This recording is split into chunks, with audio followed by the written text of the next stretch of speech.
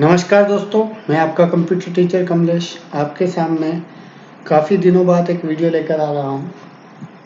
DCA और PGDCA के second semester के स्टूडेंट्स के लिए आईटी ट्रेंड्स और इंटरनेट दोनों में एक कॉमन क्वेश्चन बनता है, ई कॉमर्स क्या है।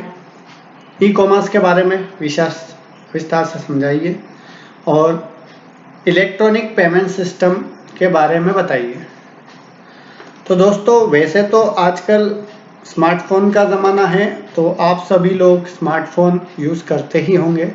लेकिन यदि कोई स्मार्टफोन यूज़ कर रहा है और ई कॉमर्स का अभी तक उसने यूज़ नहीं किया है, तो उसके लिए आज का ये वीडियो है। आप पूरा वीडियो ध्यान से देखें और जिसने अभी तक ई कॉमर्स का यूज़ नहीं किया है वो इस वीडियो को देखने के बाद खुद भी प्रयास करे, जिससे वह ई कॉमर्स के थ्रू सामान खरीदना तो सीख ही जाए। ठीक है। वैसे ई कॉमर्स यानी कि इलेक्ट्रॉनिक कॉमर्स, कॉमर्स मतलब आपको पता है खरीदना, बेचना, व्यवसाय करना, उसका लेखा जोखा रखना। दोस्तों, ई कॉमर्स यानी कि इलेक्ट्रॉनिक रूप से सामान खरीदना या बेचना। ठीक है। मैक्सिमम लोग जो है वो खरीदते हैं, लेकिन यदि कोई दुकानदार बंधु है, कोई प्रोडक्शन करने वाला व्यक्ति है जिसके पास कई सारी प्रोडक्ट है जो वह खुद बनाता है या हो सकता है डिस्ट्रीब्यूटर हो, तो वह अपने सामान को किसी बड़ी कंपनी के साथ टाई अप करके बेच भी सकता है, जैसे Flipkart, Amazon, Snapdeal, Tata click करके भी एक साइट है और पेटीएम है। ये काफ़ी सारी साइट्स हैं, ई कॉमर्स साइट्स। तो इनके द्वारा आप अपना जो है बिजनेस बढ़ा सकते हैं। दूसरा, आजकल बड़े शहरों में और शायद छोटे शहरों में भी फूड चेन डिलीवरी होने लगी है। तो आप यदि कोई प्रोडक्ट नहीं बनाते या कोई डिस्ट्रीब्यूटरशिप नहीं रखते हैं, या आप केवल खाना बनाकर बेच सकते हैं, स्पेशलिटी हो आपकी किसी चीज़ में, तो आप उस तरह से खाने को भी बेच सकते हैं। ठीक है, खाने को घर डिलीवरी करके। तो ई कॉमर्स का ही रूप यह भी है। यदि आप मोबाइल रिचार्ज करते हैं, बिल पेमेंट करते हैं इलेक्ट्रॉनिक रूप से, तो वह भी ई कॉमर्स के अंतर्गत ही आता है। ठीक। तो दोस्तों, ई कॉमर्स करने के लिए सबसे पहले आपके मोबाइल में ऐप होना चाहिए, या फिर आप डायरेक्ट ब्राउज़र पे जाकर कोई भी बड़ी कंपनी जैसे फ्लिपकार्ट है, मैक्सिमम लोग फ्लिपकार्ट से सामान लेना पसंद करते हैं क्योंकि इसकी क्वालिटी ज़्यादा अच्छी आती है। ठीक है। तो अलग अलग कंपनियां हैं, फ्लिपकार्ट, अमेजॉन, स्नैपडील, पेटीएम,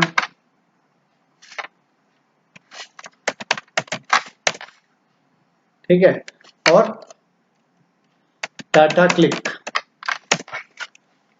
ये कुछ बड़ी कंपनियां हैं, तो आप इनके थ्रू सामान को खरीद सकते हैं।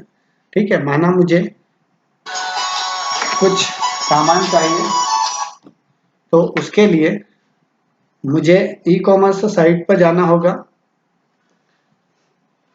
इन साइट्स के थ्रू आप कोई भी प्रोडक्ट मंगवा सकते हैं। ठीक है। जैसे मुझे कोई भी एक प्रोडक्ट चाहिए, ठीक है, मोबाइल चाहिए, तो मैं मोबाइल अंडर 7000 पर क्लिक कर देता हूँ। ठीक।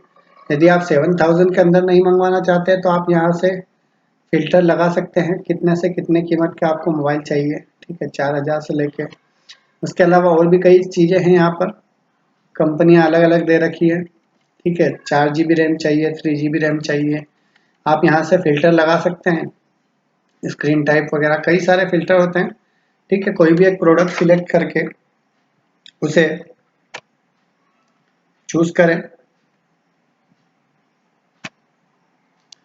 चूज करने के बाद यदि आपको खरीदना है, पहले तो आप पिन कोड डाल कर चेक कर लें, पिन कोड डला हुआ है तो आप कंटिन्यू कर दें, बाय नाउ पे क्लिक करें।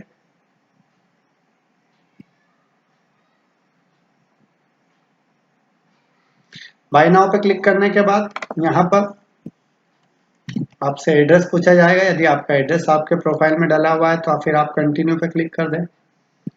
उसके बाद आपसे पेमेंट ऑप्शन पूछा जाएगा। यहाँ पे आता है हमारा दूसरा क्वेश्चन, जिसमें इलेक्ट्रॉनिक पेमेंट सिस्टम को समझाइए। तो इलेक्ट्रॉनिक पेमेंट सिस्टम में कई तरह के पेमेंट सिस्टम होते हैं।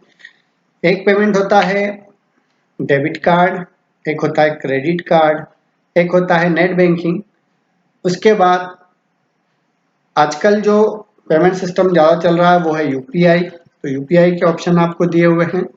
कुछ खाता धारकों को ये कंपनियां जो पहले से ग्राहक होते हैं उनको फ्लिपकार्ट पे लेटर, ठीक है, ये पे लेटर वाली सुविधा उपलब्ध करवाते हैं।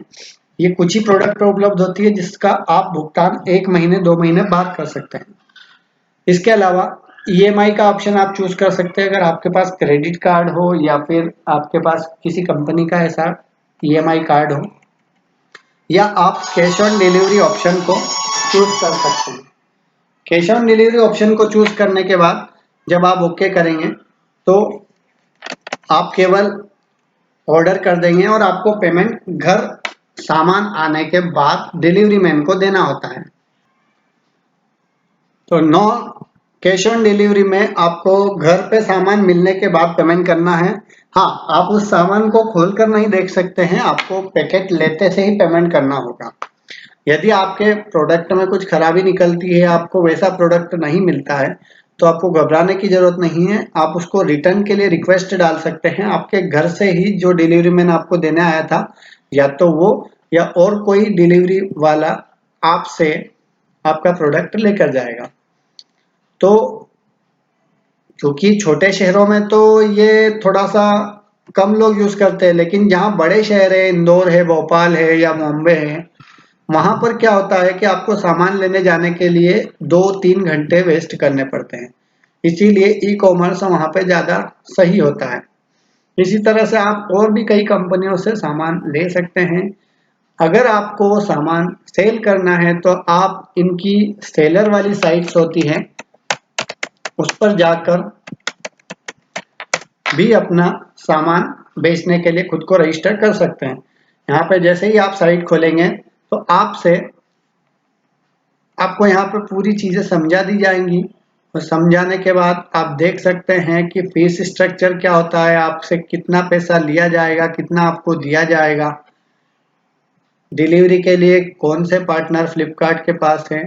ये सारी चीजें कंपनी द्वारा इस पेज पर आपको बता दी जाती है। ठीक है, यहाँ पे देखिए आपको दिखाया गया है commission fees, shipping fees, collection fees, fixed fees. ये 4 चीजें आपसे ली जाएंगी। ठीक, यहाँ पे वजन के हिसाब से जो है कि शिपिंग फीस ली जाती है, और दूरी के हिसाब से लोकल, जोनल और नेशनल 3 तरह के डिलीवरी चार्जेस होते हैं। फिर कलेक्शन फीस होती है जो प्रीपेड और पोस्टपेड पे अलग अलग होती है। फिक्स्ड फीस होती है। ये सब चीज कट करने के बाद यहाँ पे आपको एक पैकेज दिया हुआ है। जैसे मान लो आप कोई प्रोडक्ट बेच रहे हैं तो यहाँ पे चूज करके देख लें। ठीक, इसके बाद बायोमेट्रिक डिवाइस आपने सेल किया। ठीक है, सेलिंग प्राइस आपको रखना है 3000 रुपये। ठीक, तो 3000 रुपये जब आपने सेलिंग प्राइस दी है तो आपको फ्लिपकार्ट कंपनी से सेल करने के बाद 2561 रुपये मिलेंगे। 500 रुपये के लगभग यहाँ पे चार्जेस लग जाते हैं, क्योंकि आपको कुछ नहीं करना होता, आप घर बैठे ये सेल कर रहे हैं। जो बाकी की चीजें हैं वो फ्लिपकार्ट आपको करके देती है। तो इस तरह से आप लोकल, जोनल, यदि जोनल करते हैं तो आपका जो चार्ज है वो थोड़ा सा बढ़ जाएगा, और यदि आप नेशनल पूरे देश में डिलीवर करना चाहते हैं तो यहाँ पे थोड़ा सा और आपका शिपिंग फीस बढ़ जाएगा। तो इस तरह से आप 2 किलो का कोई सामान है तो उसमें इतना प्रोडक्ट दे सकते हैं। यदि 500 ग्राम का कोई सामान है तो उसमें आपका जो प्रोडक्ट का शिपिंग फी है वो कम लगेगा। तो इस तरह से आप सामान को बेचने के लिए भी खुद को रजिस्टर करा सकते हैं। यहाँ पे ई कॉमर्स के थ्रू आप इलेक्ट्रॉनिक रूप से इंटरनेट के थ्रू सामान बेच सकते हैं, खरीद सकते हैं, दोनों चीजें कर सकते हैं। फूड ऑर्डर करने के लिए भी अलग अलग कंपनियां हैं। इलेक्ट्रॉनिक पेमेंट सिस्टम में सभी लोगों के पास आज